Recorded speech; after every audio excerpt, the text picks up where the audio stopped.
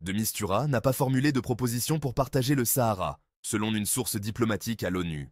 Une source diplomatique à l'ONU, consultée par Maroc Hebdo, a affirmé que l'envoyé personnel du SG de l'ONU pour le Sahara, Staffan de Mistura, n'a pas formulé de proposition appelant à partager le territoire du Sahara entre le Maroc et les séparatistes du Polisario afin de résoudre le conflit, contrairement à ce que pourrait laisser croire la dépêche de Reuters sur le sujet.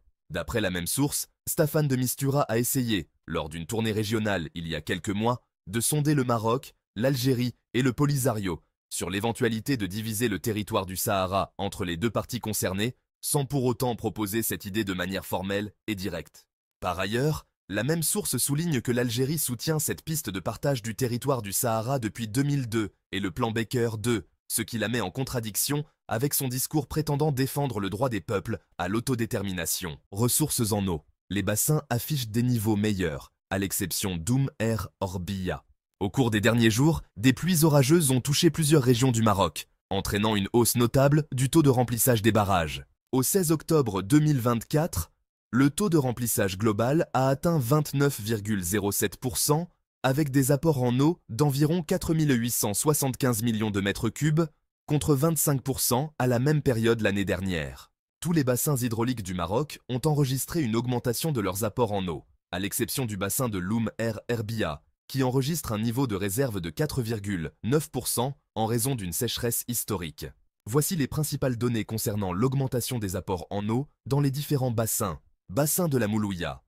Le taux de remplissage des barrages a augmenté pour atteindre 35,73%, contre 32% à la même période l'année dernière, avec un volume total de 284 millions de mètres cubes.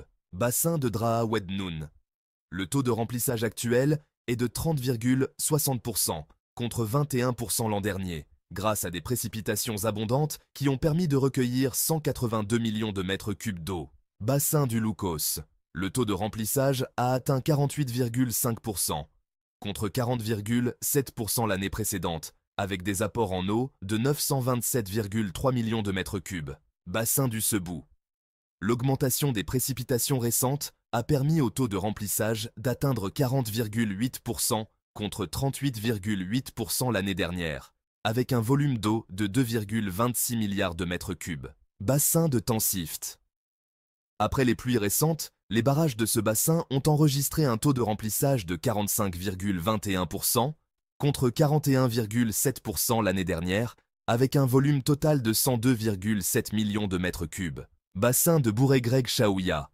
Le taux de remplissage s'est établi à 33,8% contre 15,7% l'année dernière, grâce aux pluies et au projet royal de liaison entre les bassins du Sebou et du Bouregreg. Bassin de Sousmassa.